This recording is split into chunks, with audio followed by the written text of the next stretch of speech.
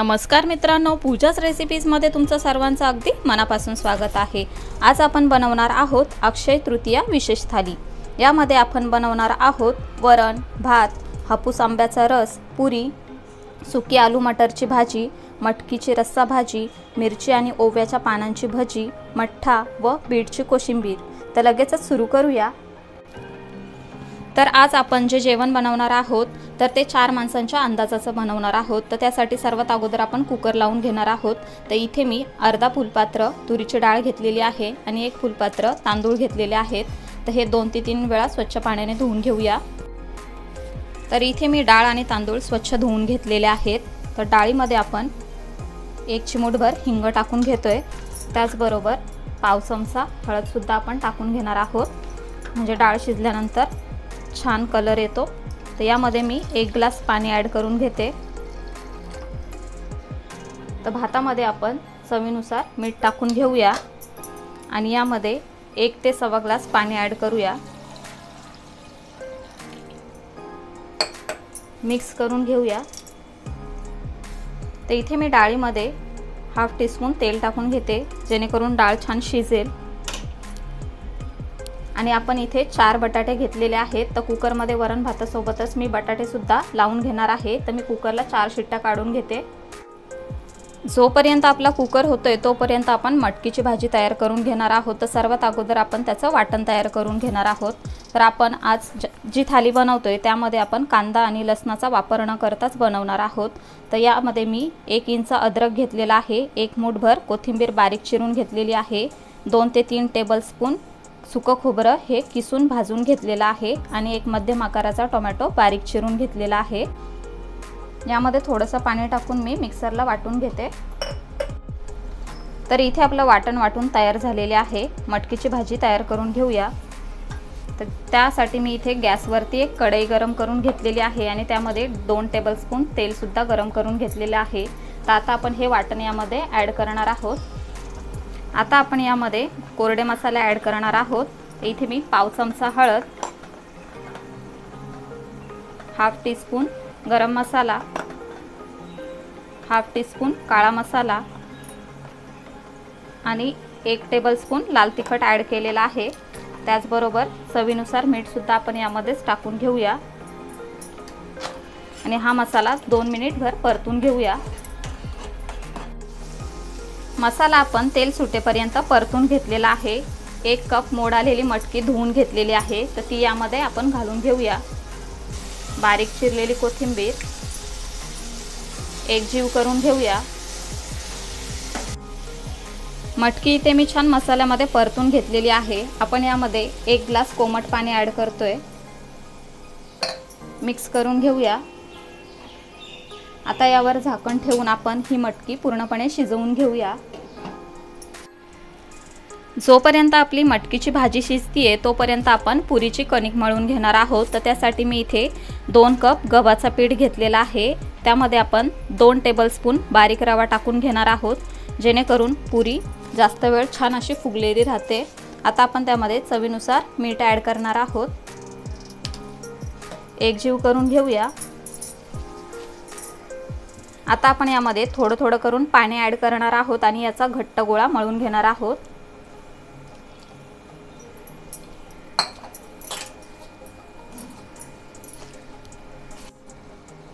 पीठ इथे मळून झालेलं आहे। हाफ टीस्पून मी तेल घेतलेलं आहे, ते सुद्धा यावर टाकून आपण हे मिनिटभर मळून घेऊया। आता आपण ही कणिक 10 ते 15 मिनिटांसाठी मुरवण्यासाठी बाजूला ठेवून देणार आहोत आणि तोपर्यंत आमरस आणि कोशिंबीर तयार करून घेणार आहोत। आमरस बनवण्यासाठी इथे मी 4 हापूस आंबे घेतलेले आहेत। तर आपण त्याचे वरचे साल काढून घेऊया। तर हे स्वच्छ अगोदर धुवून घेतलेले आहेत। या प्रकारे आपल्याला याचं साल काढून घ्यायचं आहे। सर्व आंब्याचे साल काढून झालेले आहेत। आता आपण याचे गर काढून घेऊया। या पद्धतीने सर्व काढून घेऊया। आंब्याचा सर्व पल्प मी मिक्सरच्या भांड्यामध्ये काढून घेतलेला आहे। त्यामध्ये मी 4 टेबलस्पून साखर सुद्धा ॲड करते। आता आपण हे मिक्सरला फिरवून घेऊया। इथे मी मिक्सरला फिरवून घेतलेला आहे। त्यामध्ये मी अर्धा कप थंड दूध ॲड करते। आता पुन्हा एकदा आपण हे मिक्सरला फिरवून घेऊया। तर इथे आपला आमरस रेडी झालेला आहे। आता आपण हा एका बाउलमध्ये काढून घेऊया आणि फ्रीजमध्ये थंड होण्यासाठी ठेवून घेऊया। झाकण उघडून बघूया आपली भाजी शिजली आहे की नाही ते आपण चेक करूया। इझिली तुटली जाते। इथे आपली मटकीची भाजी तर तयार झालेली आहे। गॅस बंद करून घेऊया आणि बीटची कोशिंबीर तयार करून घेऊया। बीटची कोशिंबीरसाठी इथे मी 1 कप पीठ किसून घेतलेला आहे। त्यामध्ये आपण 2 टेबलस्पून शेंगदाण्याचा कूट टाकून घेऊया, 2 टेबलस्पून दही, दहीऐवजी तुम्ही लिंबाचा रस सुद्धा वापरू शकता, 2 हिरव्या मिरच्या बारीक चिरून घेतलेल्या,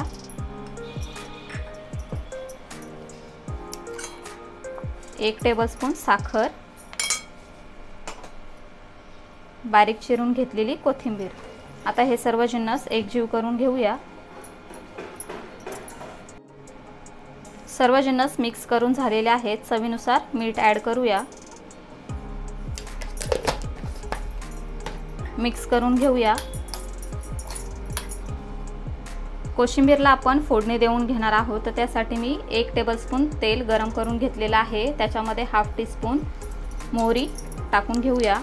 मोहरी छान तडतडली की आपण त्यामध्ये हिंग टाकून घेणार आहोत। मोहरी तडतडली आहे, हिंग टाकून घेऊया आणि गॅस बंद करून घेऊया। तयार झालेली फोडणी आपण ह्या कोशिंबीरवर टाकून घेऊया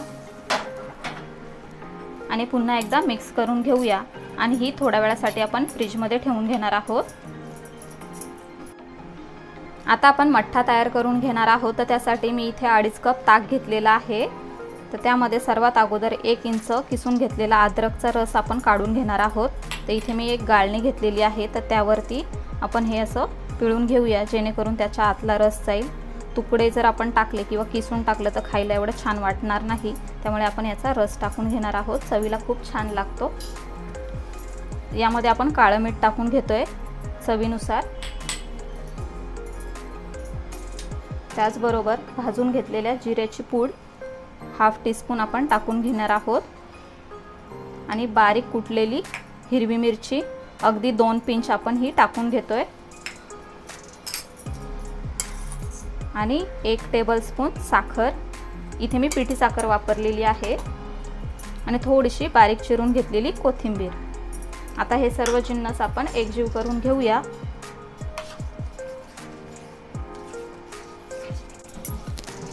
तर इथे आपला मठ्ठा तयार झालेला आहे। फ्रीजमध्ये ठेवून घेऊया म्हणजे थंड थंड मठ्ठा प्यायला छान वाटेल। भजीसाठी आपल्याला लागणारा पीठ भिजवून घेणार आहोत, तर त्यासाठी मी इथे एका बाउलमध्ये 1 कप बेसन घेतलेला आहे। तर त्यामध्ये आपण चवीनुसार मीठ टाकून घेऊया। इथे मी 1 पिंच खायचा सोडा घेतलेला आहे आणि 2 पिंच हळद घेतलेली आहे, ती सुद्धा यामध्ये टाकून घेऊया। अद्रक आणि हिरवी मिरची कुटून घेतलेली आहे, ती हाफ टीस्पून आपण यामध्ये ॲड करणार आहोत आणि बारीक चिरून घेतलेली कोथिंबीर। आता आपण यामध्ये अर्धा कप पाणी ॲड करणार आहोत आणि याचं छान मिश्रण तयार करून घेणार आहोत। भजीसाठीचं पीठ इथे आपला तयार झालेलं आहे। एवढं घट्टसर आपण हे करून घेतलेलं आहे। आता आपण हे 5 ते 10 मिनिटांसाठी बाजूला ठेवून घेऊया आणि तोपर्यंत आपली आलू मटरची भाजी तयार करून घेऊया। आलू मटरची भाजी तयार करून घेण्यासाठी मी गॅसवरती एक कढई गरम करण्यासाठी ठेवून घेतलेली आहे आणि त्यामध्ये 2 टेबलस्पून मी तेल सुद्धा गरम करून घेतलेलं आहे। आता आपण त्यामध्ये चिमूटभर हिंग टाकून घेऊया, हाफ टीस्पून मोहरी, मोहरी तडतडली की जिरं टाकूया। मोहरी तडतडायला सुरुवात झालेली आहे, त्यामध्ये हाफ टीस्पून जिरं टाकून घेऊया। त्याचबरोबर मी मिरची आणि अद्रकची पेस्ट करून घेतलेली आहे, ती 1 चमचाभर टाकून घेते। अर्धा कप बॉईल केलेले मटार आहेत, परतून घेऊया। हाफ टीस्पून हळद, आपण जो बटाटा उकडून घेतलेला तो मी चिरून घेतलेला आहे साल काढून, तर तो सुद्धा यामध्ये आपण ॲड करणार आहोत आणि चवीनुसार मीठ। 1 चिमूटभर साखर टाकून घेते आणि बारीक चिरलेली कोथिंबीर. आता एकजीव करून घेऊया. इथे आपण भाजी छान परतून घेतलेली आहे. आता आपण स्लो गॅस करणार आहोत आणि झाकण ठेवून 2 ते 3 मिनिटांसाठी याची वाफ काढून घेणार आहोत, जेणेकरून सर्व मसाले त्याला व्यवस्थित लागतील. इथे आपली डाळ सुद्धा छान शिजलेली आहे. ती एका मी पातेल्यामध्ये काढून घेतलेली आहे. तर त्यामध्ये आपण चवीनुसार मीठ टाकून घेऊया.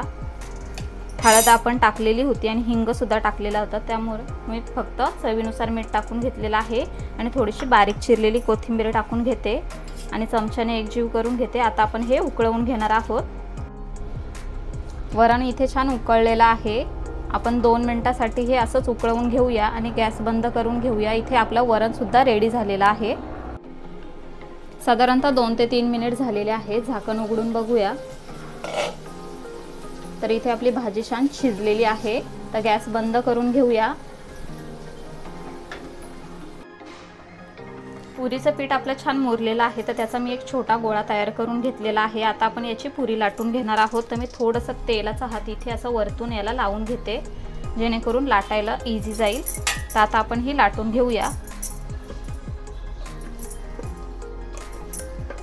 चपातीपेक्षा थोडीशी जाडसर आपल्याला ही पुरी लाटून घ्यायची आहे. या पद्धतीने अशाच लाटून घेऊया. कढईमध्ये तेल गरम करून घेतलेलं आहे. तर लाटून घेतलेली पुरी आता आपण तळून घेणार आहोत. तर मीडियम गॅसवरती आपण ही तळून घेऊया.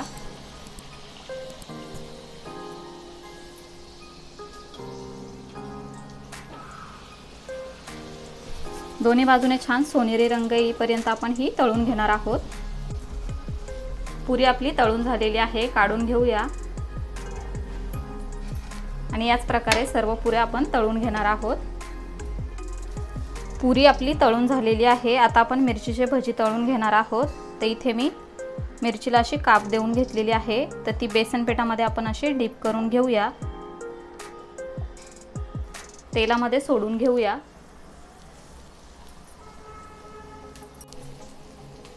इथे आपले मिरचीचे भजी छान तळून झालेले आहेत. एका प्लेटमध्ये काढून घेऊया.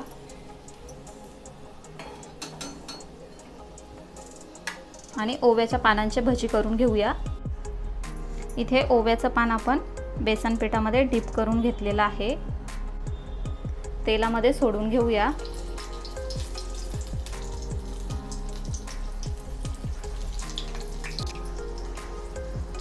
छान गोल्डन ब्राउन होईपर्यंत आपण ही परतून घेणार आहोत तेलामध्ये. तर इथे आपले भजी तळून झालेले आहेत. तर काढून घेऊया. तर इथे आपला संपूर्ण स्वयंपाक तयार झालेला आहे. तर आता आपण पान वाढून घेऊया.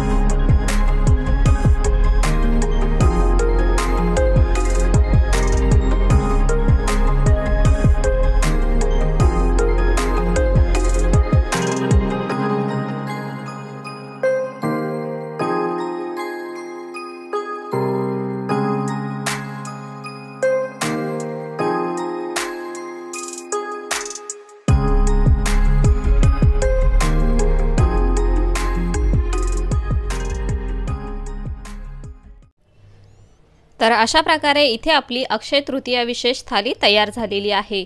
वैशाख शुद्ध तृतीयेला अक्षय तृतीया असे म्हणतात. 3.5 मुहूर्तांपैकी एक पूर्ण मुहूर्त असलेला अक्षय तृतीया हा सण हिंदू सणांपैकी महत्त्वाचा सण आहे. अक्षय शब्दाचा अर्थ आहे कधीही नाश होत नाही असा.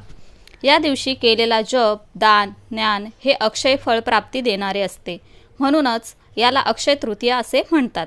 या दिवशी केलेल्या शुभ कार्याचे श्रेष्ठ फळ मिळते. या दिवशी देवांचे व पितरांचे पूजन केले जाते व त्यांना नैवेद्य अर्पण केला जातो। आज आपण अक्षय तृतीया स्पेशल नैवेद्य थाली कशी करायची ते बघितलं। तुम्ही सुद्धा ही थाली घरी नक्की करून बघा व ती कशी झाली आहे ते आम्हाला कमेंट करून सांगा। व्हिडिओ आवडला असेल तर व्हिडिओला जास्तीत जास्त लाईक करा, शेअर करा आणि अशाच नवनवीन रेसिपीज बघण्यासाठी आपल्या चॅनलला सबस्क्राईब करा। लवकरच भेटूया अशाच एका नवीन रेसिपी सोबत। तोपर्यंत bye bye, take care, eat healthy, live healthy.